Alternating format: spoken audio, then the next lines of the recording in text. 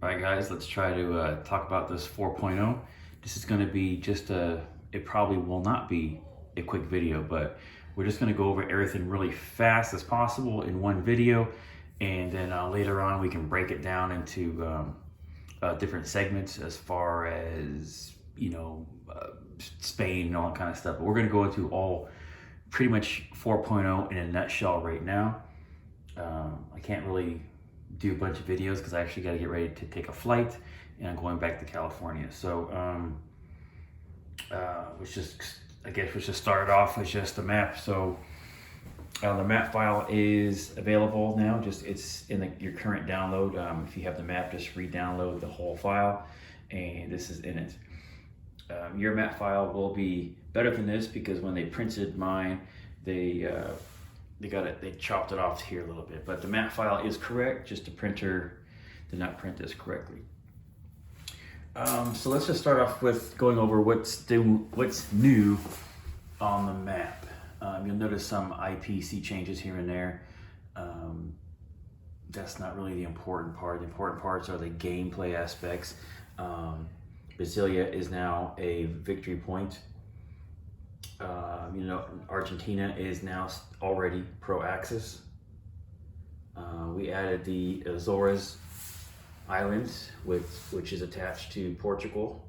You notice Spain is in 3 territories as ProAxis, as long as Spanish Morocco was also added. Rio de Oro is Spain. We got Portuguese.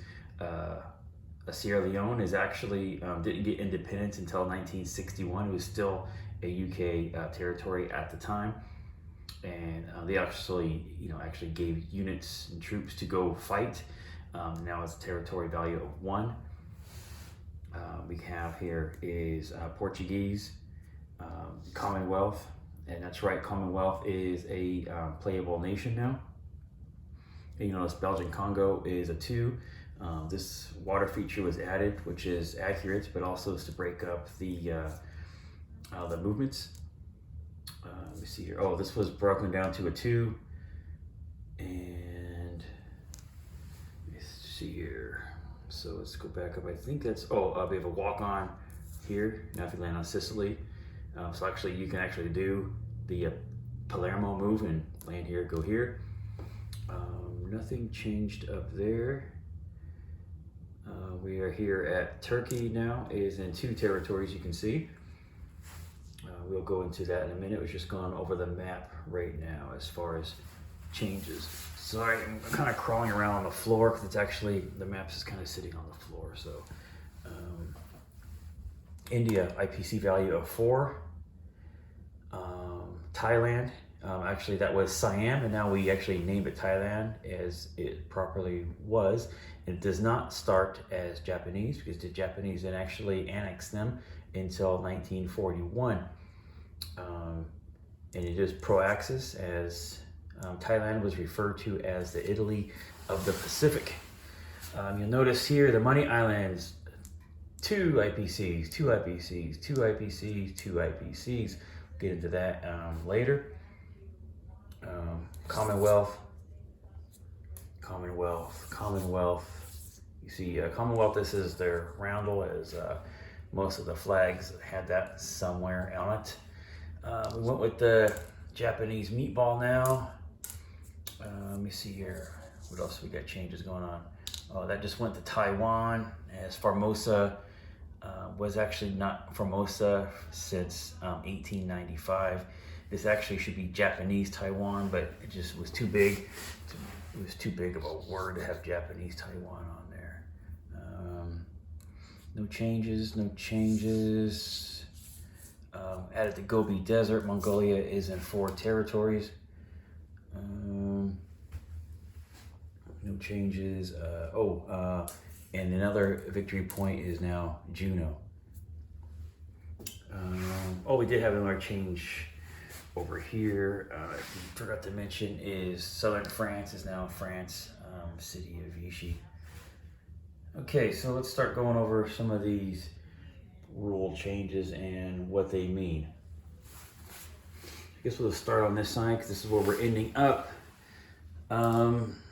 Okay, so we'll just start with Mongolia. Mongolia now is independent.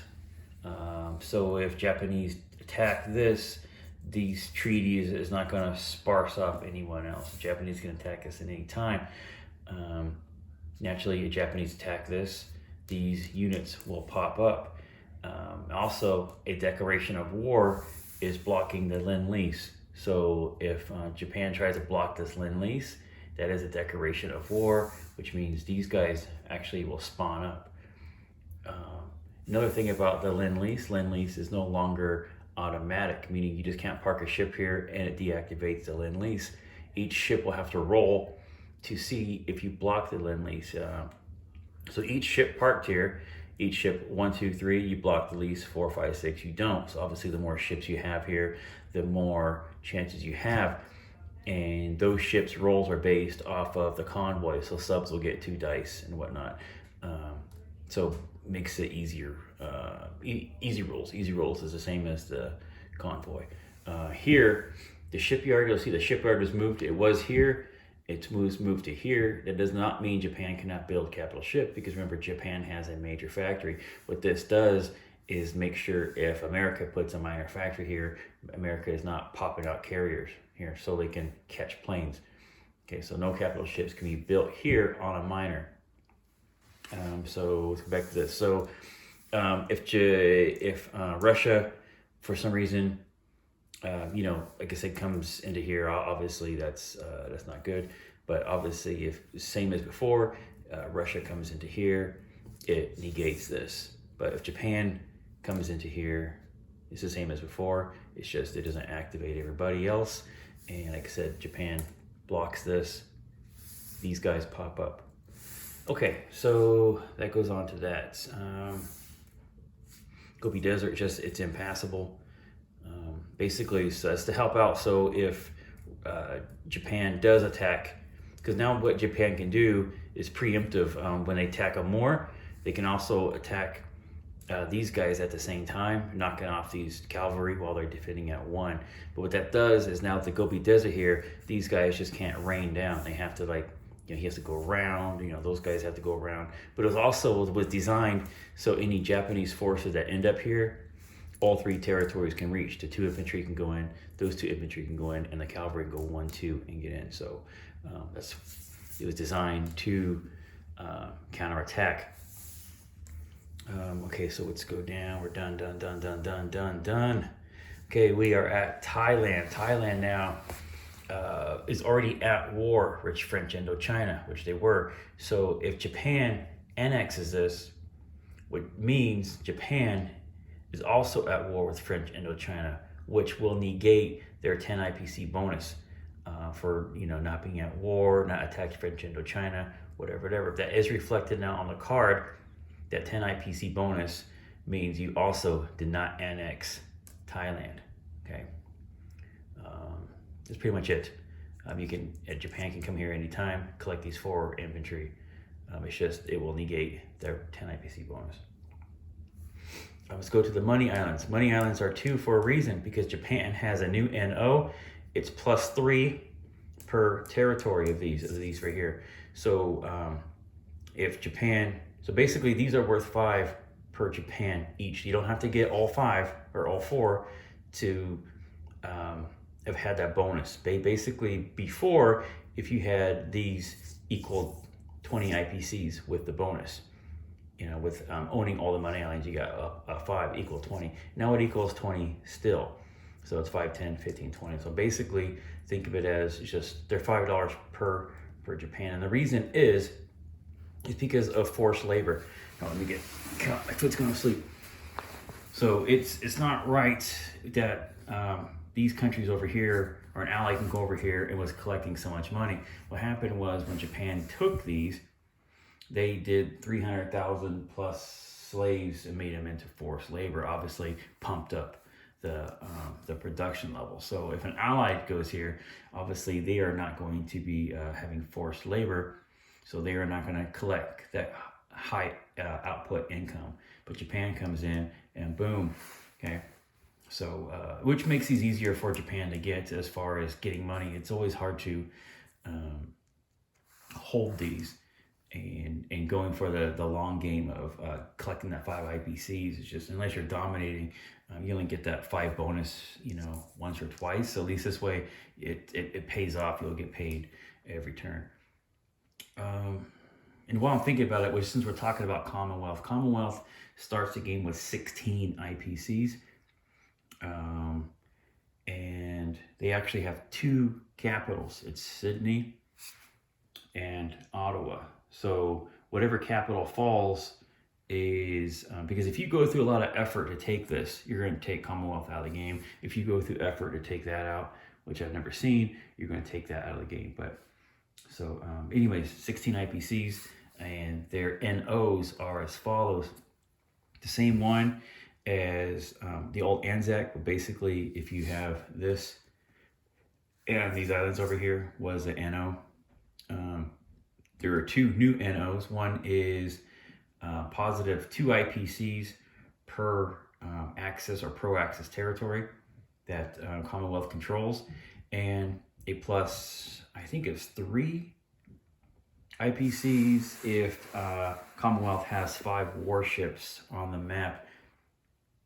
Don't worry about if it's 3 or 5, whatever. The card deck is up, so I'll just put a link in the description box, and you can just download the 4.0 cards, and you can see what it is for yourself. All right.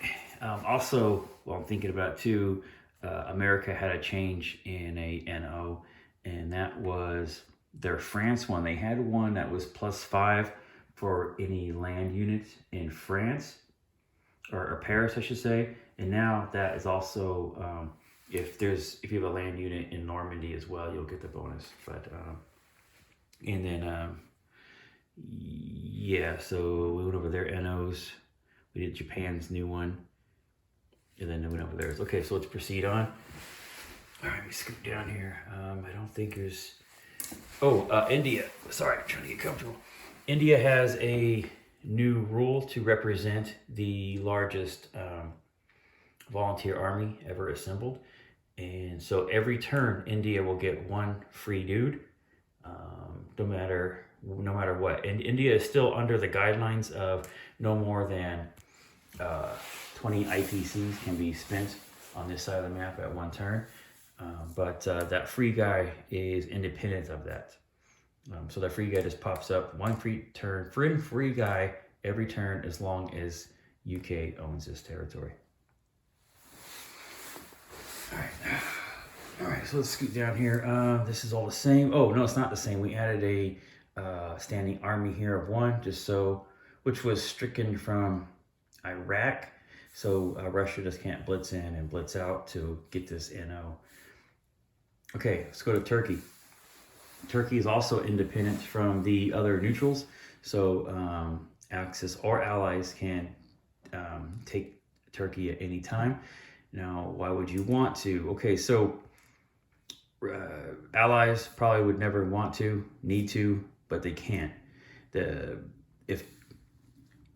If Germany takes this, either one, what that does is, because of the Black Sea states and they're kind of like their own like community, or kind of have each other's back. If Germany takes this, or Axis take this, I should say, Russia is allowed to immediately declare war on the Axis. So if it's like, if you take this turn 1 or turn 2, you actually are letting Russia attack you sooner. So that's the only consequence, really. They do have 2 fighters here, just because they actually did have the largest air force in this region at the time. Also, taking this canal, if you take this canal, due to the tonnage limits, capital ships may not go through here. So, if Germany was to take this, Italy cannot swing in with their battleship or whatever, because they does not fit. So any other ships but capital ships may go through here. I think that's it for Turkey. It's pretty simple. Where are we at here? This, no change. Just kind of scanning around. Italy does start the game now with was it 13? No, 11. 11 IPCs.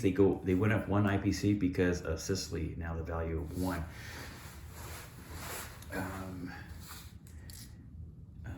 What else have we got? So these are a part of the Commonwealth.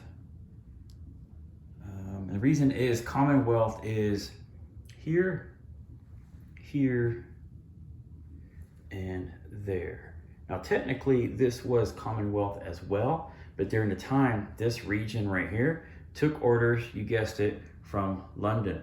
So this is part of London, as this is where they took their orders from. The Commonwealth had different regional command centers that did their own thing, but this was part. So basically, Commonwealth now can drop units here, and then drop units there.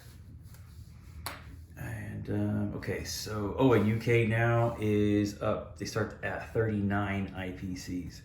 I know I'm throwing everything out there, but I don't want to forget something. So if something comes across my mind, I'm just going to toss it out there, because I said this is 4.0 in a nutshell. We're just going to try and slam everything in here. Okay, let's get to Vichy France. How does this work? If these two territories are occupied by Axis forces, this can happen on any turn. Okay, so if it's turn 1, turn 2, turn 3, whatever. When Axis take this, I should say, if Germany takes this, not Italy, because Italy only actually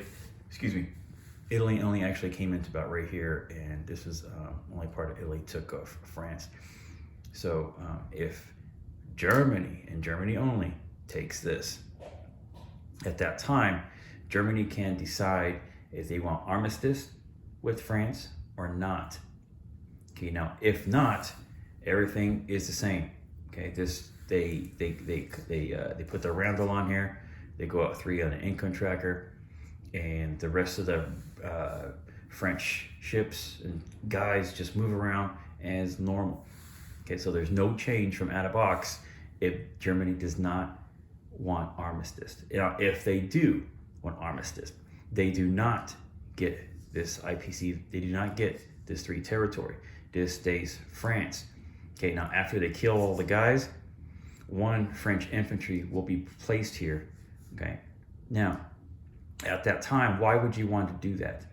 So once this happens, and every French asset on the board that is not accompanied by a allied unit is frozen. Okay, so that means if you do this on turn 1, we'll just make it easier. If we do this on turn 1, there's 2 ships here. Those are frozen.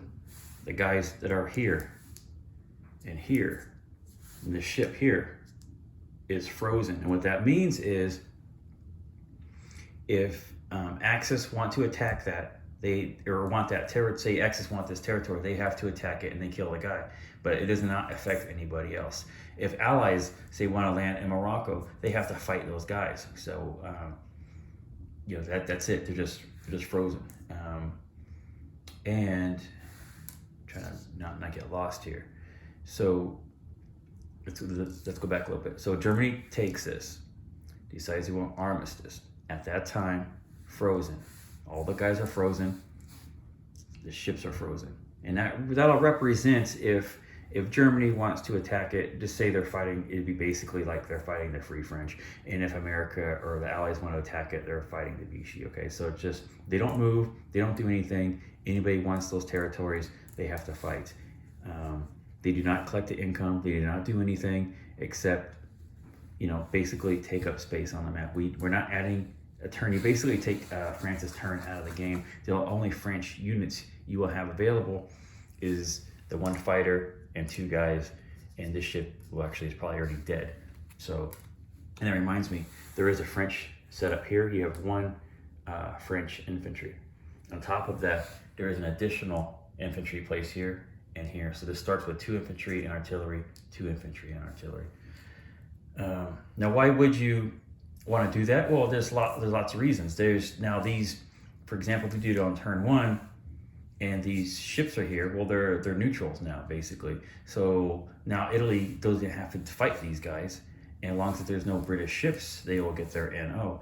Italy doesn't have to worry about. Italy can come over here with the transport and take ProAxis. You don't have to worry about these ships. They said they are neutral. All these guys are basically neutrals, so you don't have to do anything. You can just go right by them. No, only said if you want that territory, you'll have to fight those neutrals, but it doesn't activate anybody else. It's just basically is independent, neutral, neutral, neutral, neutral, neutral. You know what I mean? It's just that's it. Now, why would you not want to freeze all the assets? Well, this is a 3 IPCs on the income tracker.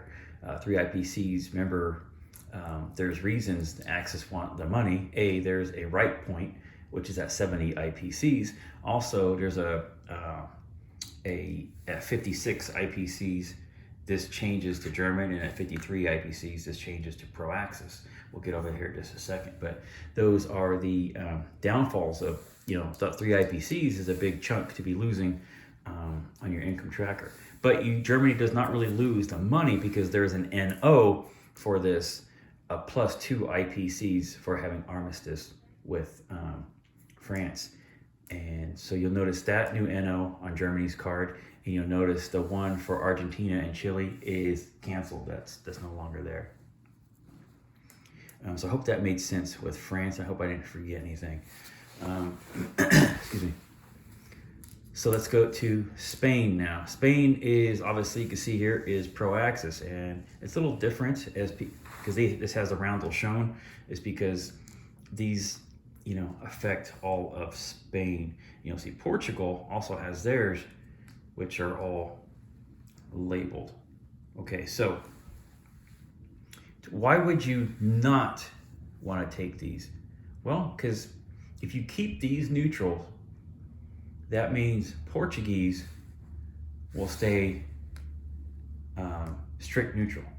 Okay, so these stay strict neutral as long as this is ProAxis. Okay, the minute this is activated, any one of these. Okay, if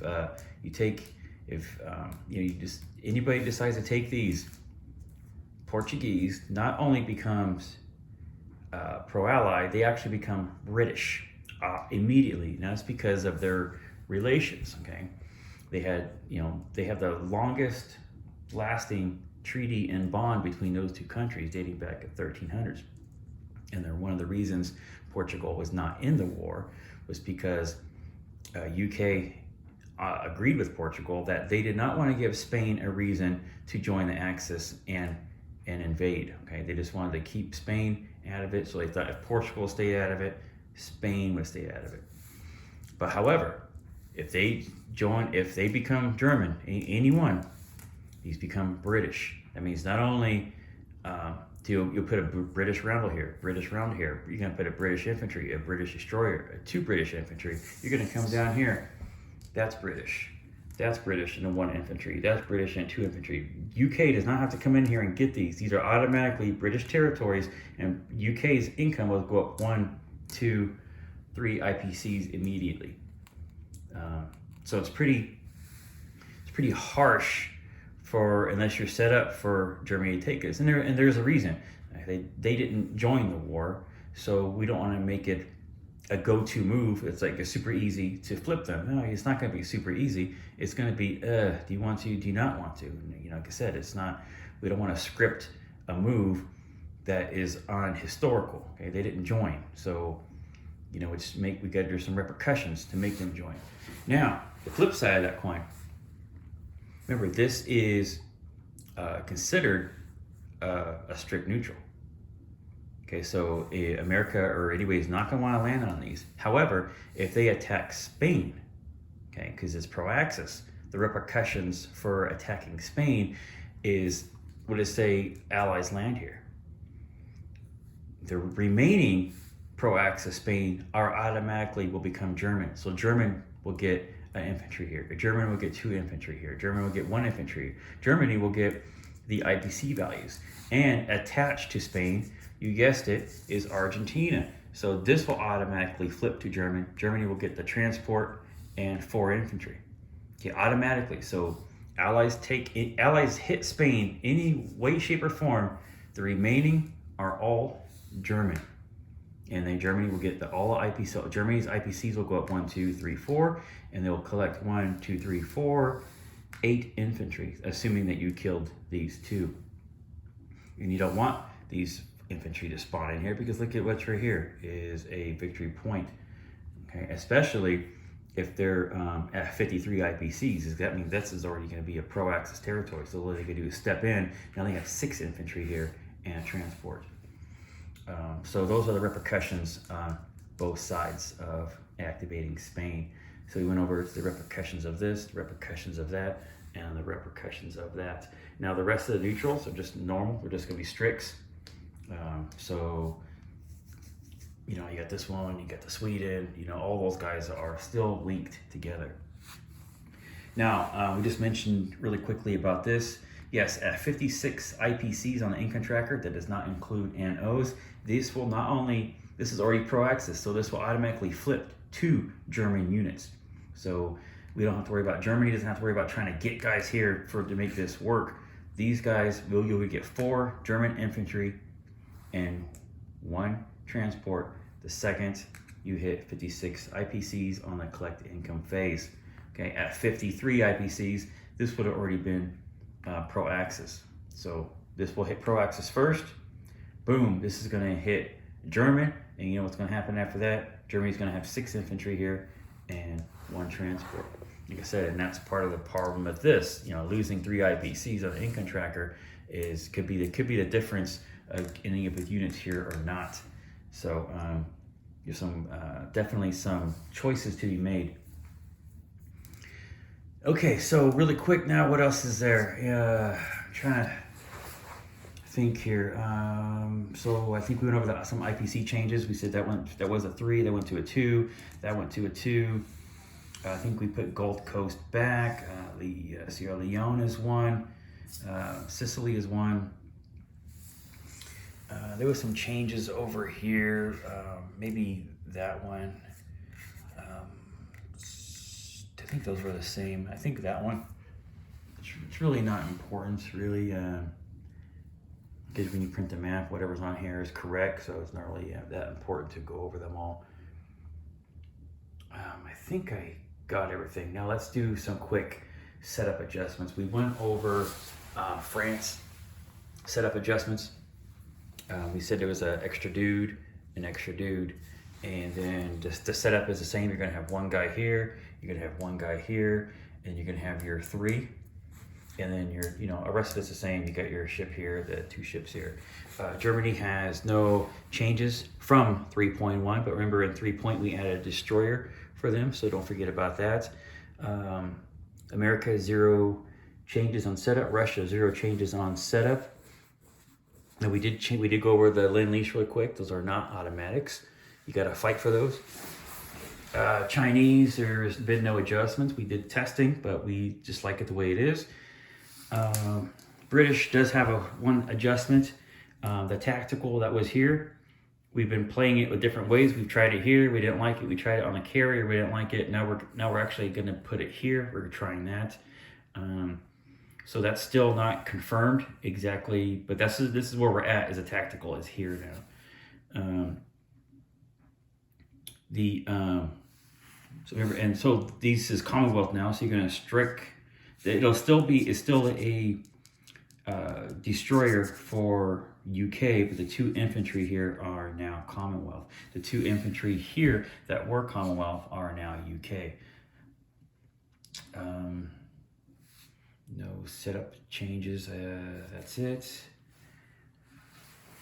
I believe that was it as far as setup changes go.